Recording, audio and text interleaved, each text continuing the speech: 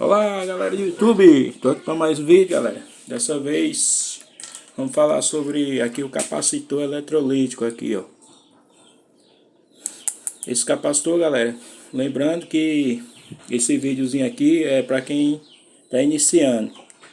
Em todos os meus vídeos eu falo, né, que esse vídeo aqui é voltado para iniciantes, ok? Para pessoas leigas, ok? Aí, hoje vamos falar sobre o capacitor, qual a função do capacitor. A função desse capacitor, galera, é eletrolítico, ele carregar e descarregar no circuito, ok?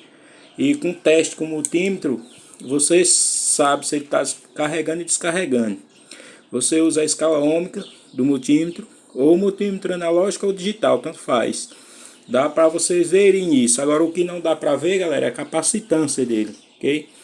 Para medir a capacitância dele, você tem que ter em mãos um aparelho chamado capacímetro, ok? Para medir a capacidade desse capacitor, ok? Aqui ele é um 68 microfarad por 450 volts, ok? Esse capacitor. Aí onde tem essa faixinha aqui, ó, é o negativo e aqui é o positivo. Vamos falar um pouco da teoria dele, né? Porque não adianta só saber que esse capacitor carrega e descarrega, só isso não basta, né? Temos que aprofundar mais um pouco, né, no conhecimento. Aí tem a simbologia do capacitor, né? Aqui é a simbologia. Desenha aí, galera. Agora não repara que eu sou ruim de desenho, ok? Mas mais ou menos dá para saber como é. Aqui, ó. Aqui é a simbologia do capacitor. Representar o símbolo dele. Como eu falei numa aula anterior aí, como é importante saber do símbolo, o nome dos componentes, para identificar no diagrama elétrico, né? Vocês sabem ler o esquema elétrico, tem que saber da simbologia, ok? E o endereço da placa também. Pronto, aqui é um capacitor, aqui é o símbolo do capacitor aqui, ó.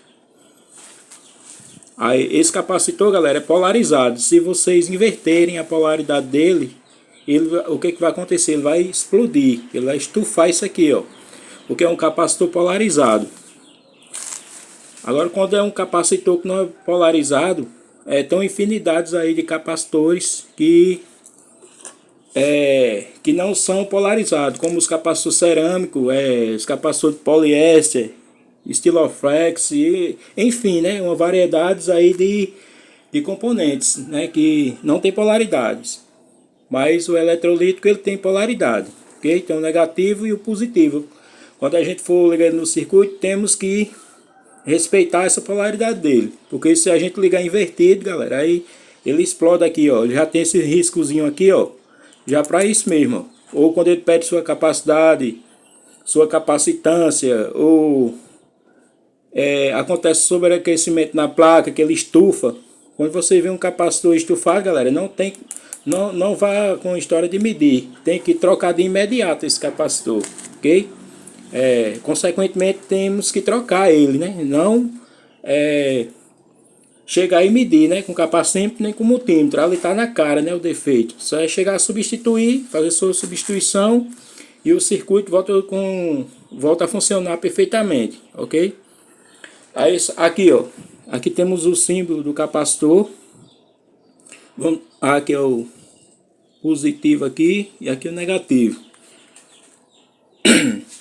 Desculpem aí, galera, que eu tô com a garganta meio ruim aqui. Aí aqui, ó, aqui tem um material isolante, chamado do que? Esse material aqui, ó, no meio desse capacitor aqui, ó. Ele tem duas placas, galera, paralela, ok? Essas placas aqui não se unem com esse aqui, ó. O capacitor, quando ele está se carregando, ele se comporta no circuito como uma chave fechada, ok? Ele se comporta como uma chave fechada no circuito. Depois que esse capacitor se carrega totalmente, ele se comporta como uma chave aberta para o circuito, ok? Ele é chave aberta para o circuito, não permitindo mais a passagem da tensão contínua, ok? Ele bloqueia a tensão contínua quando ele se carrega. Quando ele está se carregando, galera, ele funciona como um curto. Ele funciona como curto-circuito aqui. Ele é uma chave fechada, ok? Ele funciona como uma chave, aí permitindo a passagem da corrente.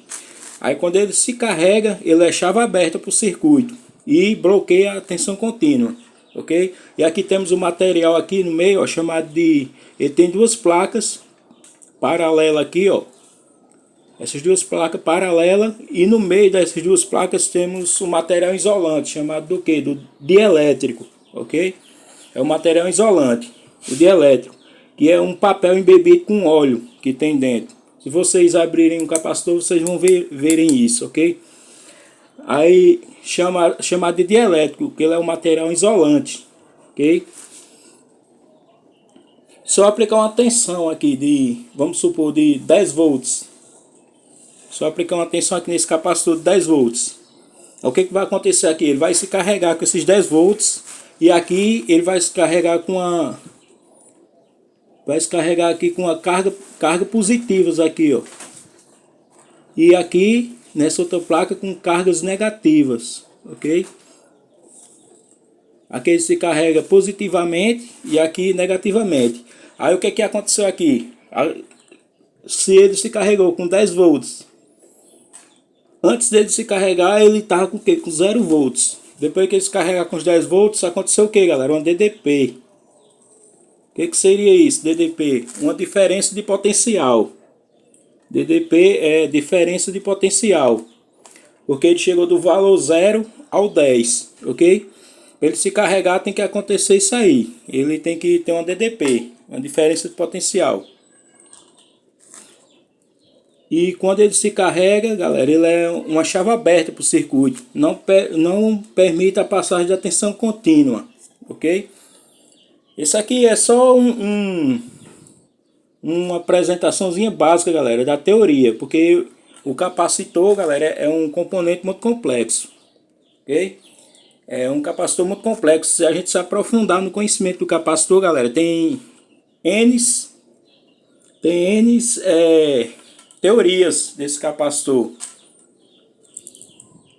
Não só é isso aí não, é muito complexo o estudo do capacitor. Aí esse aqui só é uma base aqui que eu estou fazendo aqui para a galera que está iniciando. E esse vídeo aqui é voltado para as pessoas que é principiante, ok? Na área da eletrônica. Aí quando ele está se carregando, ele se comporta como o quê? Como um curto-circuito, como eu falei, né? Depois que ele carrega totalmente com os 10 volts, ele é chave aberta para o circuito, ok? Ele se comporta como uma chave aberta, não permitindo a passagem da tensão contínua.